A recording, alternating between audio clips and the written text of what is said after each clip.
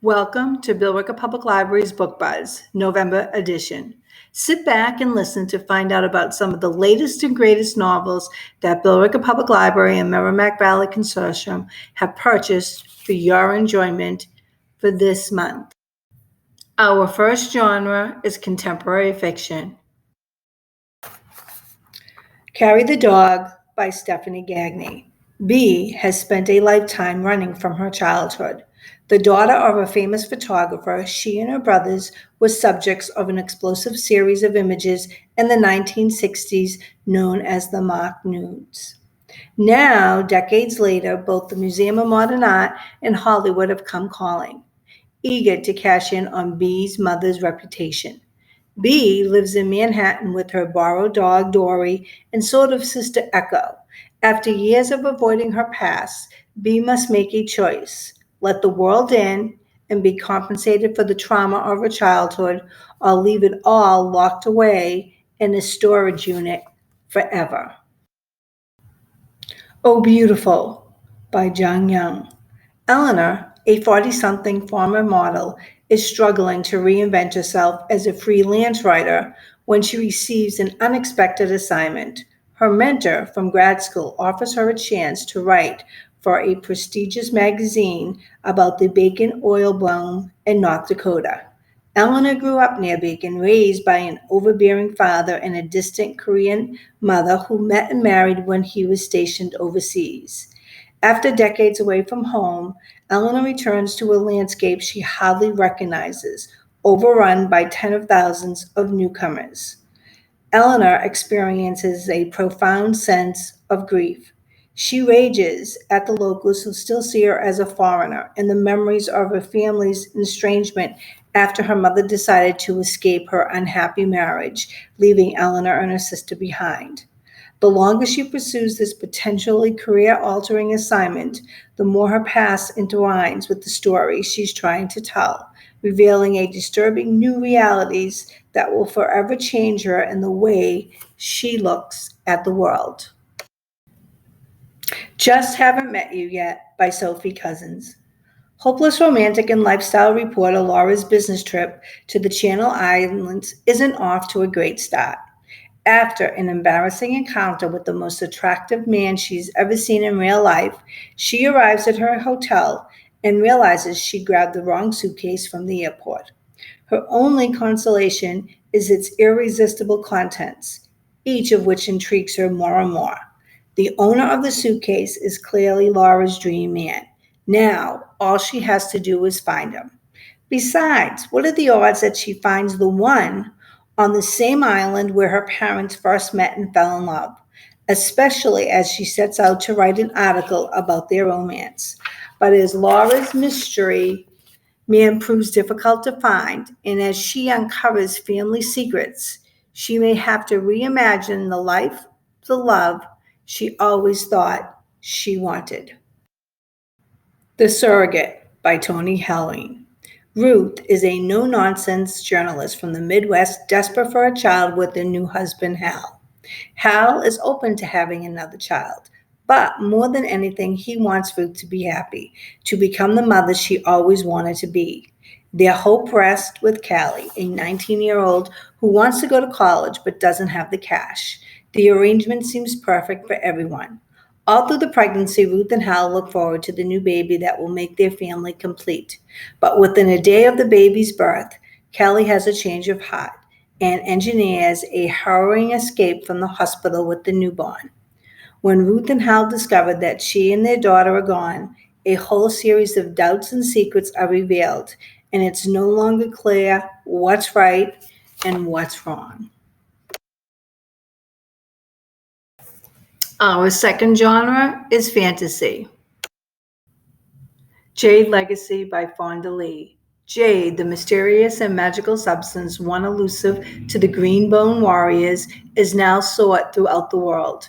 Everyone wants access to the supernatural abilities it provides, from traditional forces such as governments, mercenaries, criminal kingpins, to modern players including doctors, athletes, and movie studios. As the struggle over the control of Jade grows even larger and more deadly, The Crowell family and the ancient ways of the Greenbones will never be the same. The Crowell family must discern allies from enemies, set aside bloody rivalries, and make terrible sacrifices. But even the unbreakable bonds of blood and loyalty may not be enough to ensure the survival of the Greenbone clans and the nation they are sworn to protect. The Becoming by Nora Roberts. The world of magic and the world of man have long been estranged from one another, but some can walk between the two, including Green Kelly. She has just returned to Telma with her friend Mako, who's dazzled and disoriented by this realm, place filled with dragons, fairies, and mermaids. In Talma, Breen is not an ordinary young school teacher he knew her as. Here, she is learning to embrace the powers of her true identity. Mako is welcomed kindly by her people and by Keegan, the leader of the Fae. Keegan has trained Breen as a warrior, and his yearning for her has grown along with his admiration of her strength and skills. But one member of Breen's bloodline is not there to embrace her. Her grandfather, the outcast, the god of Odrin, plots to destroy Telma, and now all must unite to defeat his dark forces. The God of Lost Words by A.J. Hackwood. Claire, Hero, Rami, and Muse-turned librarian Brevity have accomplished the impossible by discovering the true nature of unwritten books. But now that the secret is out, in its quest for power, hell will be coming for every wing of the library. To protect the unwritten wing and stave off the reach of Malpus, one of hell's most bloodthirsty generals, Claire and her friends will have to decide how much they're willing to sacrifice to keep their corner of the afterlife. Succeeding would mean rewriting the nature of the library, but losing would mean obliteration. Their only chance at survival lies in outwitting hell and writing a new chapter for the library. Luckily, Claire and her friends now know the right story. Told well, can start a revolution. The Undertakers by Nicole Glover. Nothing bothers Hetty and Benji Rhodes more than a case where answers, motives, and the murder itself feel a bit too neat. Raymond Duval, a victim of one of the many fires that have erupted recently in Philadelphia, is officially declared dead after the accident. But Hetty and Benji's investigation points to a powerful fire company known to let homes in the Black community burn to the ground. Before long, another death breathes new life into the Duval investigation. Raymond's son, Valentine, is also found dead. Finding themselves with the dubious honor on taking on Valentine Duval as their first major funeral, it becomes clear that his passing was intentional. Valentine and his father's deaths are connected, and recent fires plaguing the city might be more linked to recent community events than Hetty and Benji originally thought. Our third genre is historical fiction. A Net for Small Fishes by Lucy Jago. When Frances Howard, beautiful but a happy wife of the Earl of Essex, meets the talented Anne Turner, the two strike up an unlikely yet powerful friendship. As the women grow closer, each hopes to change her circumstances. Frances is trapped in a miserable marriage while loving another, and newly widowed Anne struggles to keep herself and her 6 children alive as she waits for a promised proposal. A desperate plan to change their fortunes is hatched, but navigating the Jacobean court is a dangerous game, and one misstep could cost them everything. A Man of Honor by Barbara Taylor Bradford. 13-year-old Blackie O'Neill, facing an uncertain future in the rural County Kerry, orphaned and alone, he has just buried his sister Bronan, and must leave his home to set sail for England in search of a better life with his mother, brothers, in Leeds. There he learns his trade and starts to dream of greater things. And then high on the Yorkshire moors, in the midst of a winter morning, he meets a kitchen maid called Emma Hart. Still Life by Sarah Women. Tuscany, 1944. A young English soldier, Ulysses Temper, finds himself in the wine cellar of a deserted villa. There he has a chance encounter with Evelyn Skinner, a middle aged art historian who has come to Italy to salvage paintings from the ruins and recall long forgotten memories of her own youth.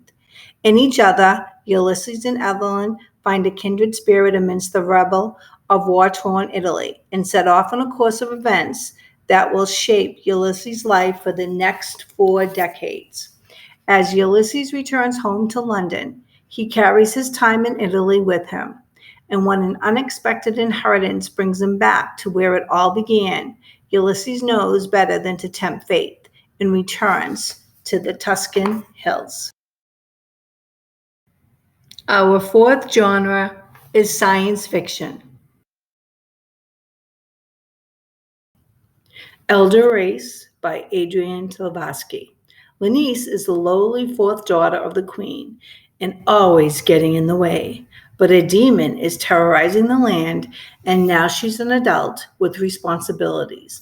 Although she still gets in the way, she understands that the only way to save her people is to invoke the pact between her family and the elder sorcerer who has inhabited the local tower for as long as her people have lived there. But Elder Nair isn't a sorcerer, and he is forbidden to help, and his knowledge of science tells him the threat cannot possibly be a demon. Lebanon Falls by James S. A. Corey. The Laconian Empire has fallen, setting the 1300 solar systems free from the rule of Winston Durante. But the ancient enemy that killed the gate builders is awake, and the war against our universe has begun again. In the dead system of Adro, Elvi leads a desperate scientific mission to understand what the gate builders were or what destroyed them, even if it means compromising herself and the half-alien children who bear the weight of her investigation. Through the wide-flung systems of humanity, Colonel Alana Takana hunts for Durante's missing daughter and the shattered emperor himself. And on the Roacanti, James Holden and his crew struggle to build a future for humanity out of the shrouds and ruins of all that has come before. As nearly unimaginable forces prepare to annihilate all human life, Holden and a group of unlikely allies discover at last desperate chance to unite all humanity with the promise of a vast galactic civilization free from wars, fractions, lies, and secrets if they win. Noor by Nidhi Okafor. Unwilly, Akoda prefers to be called AO. To her, these initials have always stood for artificial organism. AO has never really felt natural, and that's putting it lightly. Her parents spent most of the days before she was born praying for her peaceful passing because even in utero, she was wrong, but she lived.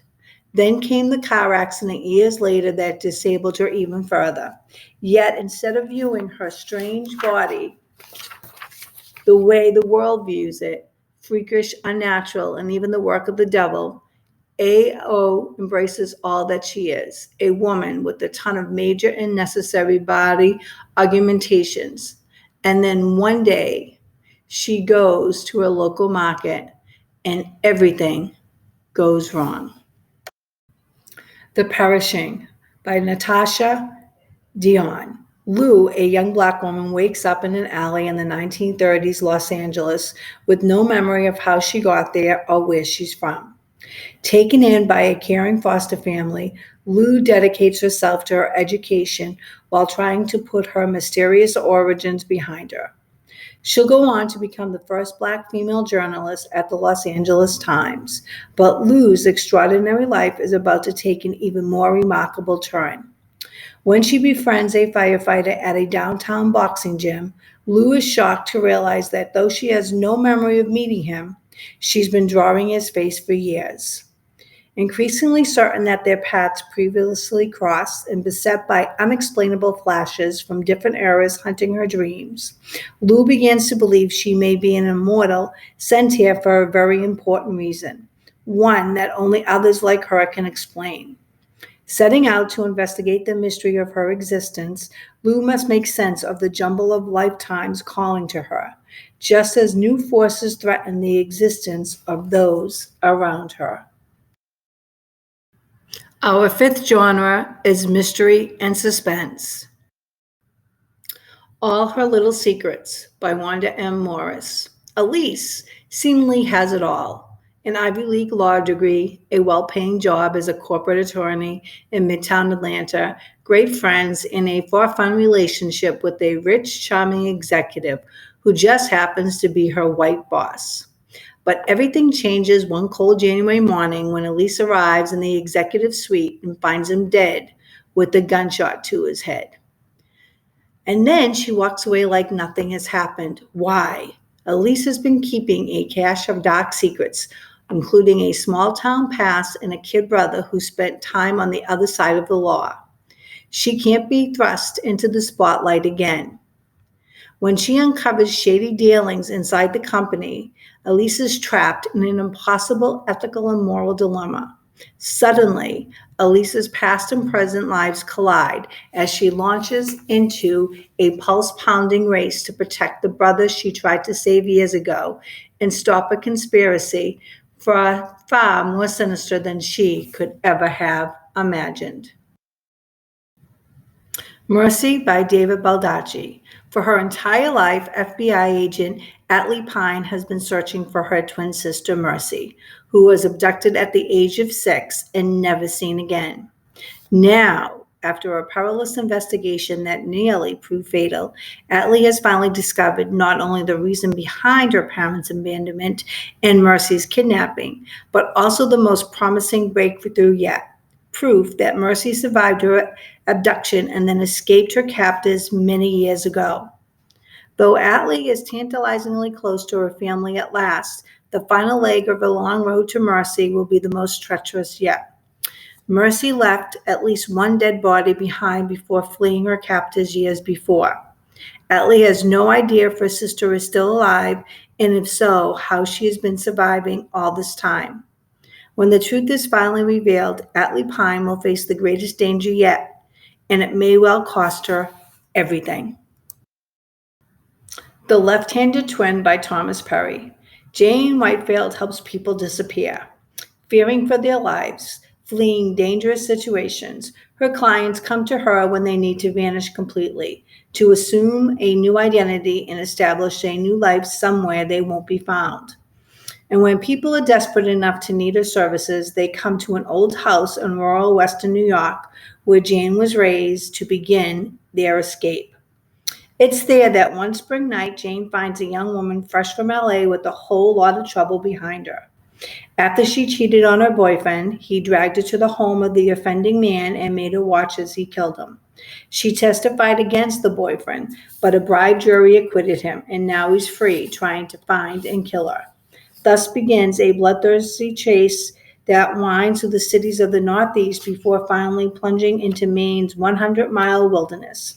But in pursuit, where nothing can be trusted, one thing is certain: only one party, Jane or her pursuers, will emerge alive. The Midnight Hour by Ellie Griffiths. Newly minted PI Emma Holmes and her partner Sam Collins are just settling into their business when they're chosen for a high-profile case.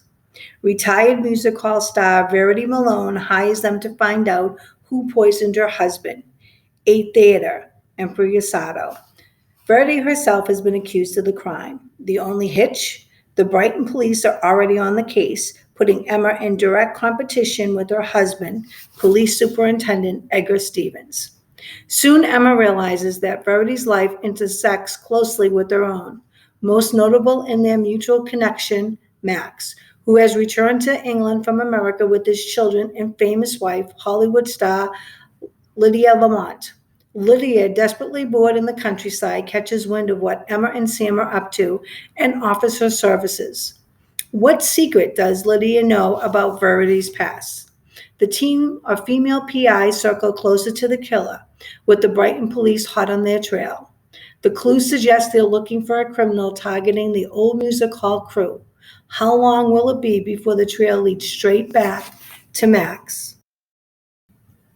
War Woman by Martin Lemo. South Korea, 1970s. Sergeant First Class Cecil B. Harvey, a senior NCO in charge of 8 Army's classified documents, has long been a friend to Sergeants George Sino and Ernie Bascom.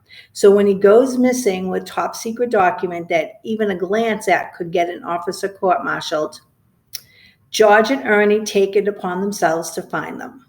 Meanwhile, overseas observer reporter Katie Bird Worthington is back to make life difficult for the top Army brass. When she lands in a Korean jail cell, George and Ernie are sent to get her out and negotiate against the publication of an incriminating story about the mistreatment of women in the military that could land important officials in hot water. But what they learn will make it hard for them to stay silent. Our sixth genre is nonfiction. Patient Zero by Lydia King and Nate Patterson. Patient Zero tells the long and fascinating history of disease outbreaks, how they start, how they spread, the science that lets us understand them, and how we race to destroy them before they destroy us. Volunteers by Gerard W. Alexander. As a child, Gerard lay in bed listening to the fighter jets take off outside his window and was desperate to be airborne. As a teenager at an American base in Japan, he immersed himself in war games, war movies, and novels about Vietnam. Obsessed with all things military, he grew up playing with guns, joined the Civil Air Patrol for the uniform, and reveled in close and safe life inside the castle, within the embrace of the armed forces, the only world he knew or could imagine. He joined the U.S. Marines straight out of high school, eager for action. Once in Iraq, however, he came to realize he was fighting a lost cause.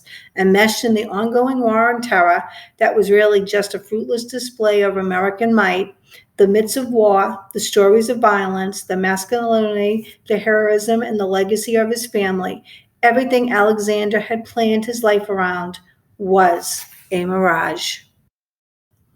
Lightning Down by Tom Claren. On August 13, 1944, Joe Moses set off on his 44th combat mission over occupied France. Soon he would join almost 170 other Allied airmen as prisoners in Buchenwald, one of the most notorious and deadly of the Nazi concentration camps. Moser and his courageous comrades from England, Canada, New Zealand, and elsewhere endured the most horrific conditions during their imprisonment, until the day the orders were issued by Hitler himself to execute them. Only a most desperate plan would save them. Justice on the Brink by Linda Greenhouse. At the end of the Supreme Court's 2019-2020 term, the center was holding. The predictions that the court would move to the far right hadn't come to pass, as the justices released surprisingly moderate opinions in cases involving abortion rights, LGBTQ rights, and how local governments could respond to the pandemic, all shepherded by the Chief Justice John Roberts. By the end of the 2021 term, much about the nation's highest court has changed. This is the story of that term, from the death of Ruth Bader Ginsburg to the rise of Amy Coney Barrett, from the pandemic to the election, from Trump's campaign's legal challenges to the ongoing debate about the role of religion in American life. The Supreme Court has been at the center of many of the biggest events of the year. The Uninnocent by Catherine Blake. On Thursday morning in June 2010, Catherine Blake's 16-year-old cousin walked to a nearby bike path with a box cutter and killed a young boy he didn't know. It was a psychological break that tore through his brain and into the hearts of those who loved both boys.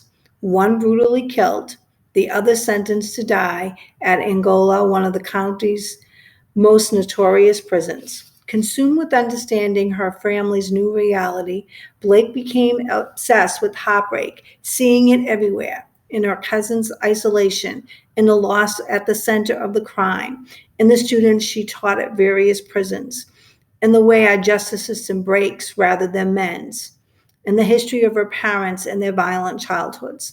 As she delves into the history of heartbreak through science, medicine, and literature, and chronicles the uneasy yet ultimately tender bond she forms with her cousin, Blake asks probing questions about justice, faith, inheritance, family, and most of all, mercy. Our last genre is romance. Anticipation by Melody Winnower. After the death of her beloved husband and becoming a single parent to her 9-year-old son, Alexander, overworked scientist Ellen desperately needs an escape. So when Alexander proposes a trip to Greece, somewhere he always dreamed of visiting, Helen quickly agrees. After spending several days exploring the tourist-filled streets, they stumble upon the ancient city of Mistra and are instantly drawn into it. Its only resident is Eli, a mysterious tour guide living on the city edges, both physically and temporarily. When Eli runs into Ellen, he meets his match for the first time, but he unwittingly puts both her and her young son in danger as a result. With time running out and an enemy after them, Eli and Ellen are forced to choose between the city they love and each other. A Certain Appeal by Vanessa King. After a betrayal derailed her interior design career, Liz Bennett found a fresh start in New York. Now an executive assistant by day and a stage kitten by night, she discovered a second home with the performers at Merton Manhattan's top-tier burlesque venue. Love's the last thing on her mind when she locks eyes with Will Darcy across the crowded club. Yet the spark between them is undeniable. That is, until she overhears the uptight wealth manager call her merely tolerable. Each encounter begins to feel more heated than the last. But is their chemistry enough to topple the terrible first impression? What's more, when a charming newcomer arrives on the scene with accusations against Darcy and a sudden development leaves Merton's faith in jeopardy, Bennett will have to decide who to trust in time to salvage her design dreams, her heart, and the stage she shares with her fond family. Gilboss by Jane Castle.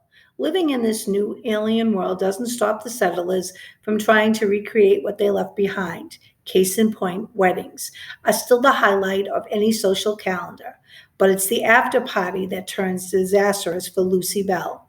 Kidnapped and drugged as she leaves the party, she manages to escape, only to find herself lost in the mysterious alien underground maze of glowing green tunnels beneath Illusion Town. She's been surviving on determination and cold pizza, scavenged for her by her special dust bunny when help finally shows up. Gabriel Jones is the ghost hunter sent to rescue her, but escaping the underground ruins isn't the end of her troubles. It's only the beginning. With no rational reason for her abduction, her sole witness gone on another assignment for the guild, whispers start circulating that Lucy made it all up. Soon her life unravels until she has nothing left but her pride. The last thing she expects is for Gabriel Jones to come back to town for her. He's determined to help clear her reputation, no matter what it takes. And as the new guild boss, his word is law, even in the lawlessness of Illusion Town. Go Tell the Bees That I Am Gone by Diana Gabaldon. Jamie Fraser and Claire Randall were torn apart by the Jacobite Rising in 1746, and it took them 20 years to find each other again. Now the American Revolution threatens to do the same. It is 1779, and Claire and Jamie are at last reunited with their daughter Brianna, her husband Roger, and their children on Fraser's Ridge. Having the family together is a dream the Frasers had thought impossible. Yet, even in North Carolina backcountry, the effects of the war are being felt. Tensions in the colonies are great. Local failings run hot, enough to boil hell's tea kettle. Jamie knows loyalties among his tenants are split, and it won't be long until the war is on his doorstep.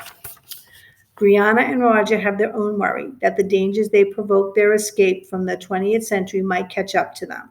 Sometimes they question whether risking the perils of the 1700s among the disease, starvation, and impending war was indeed the safer choice for their family.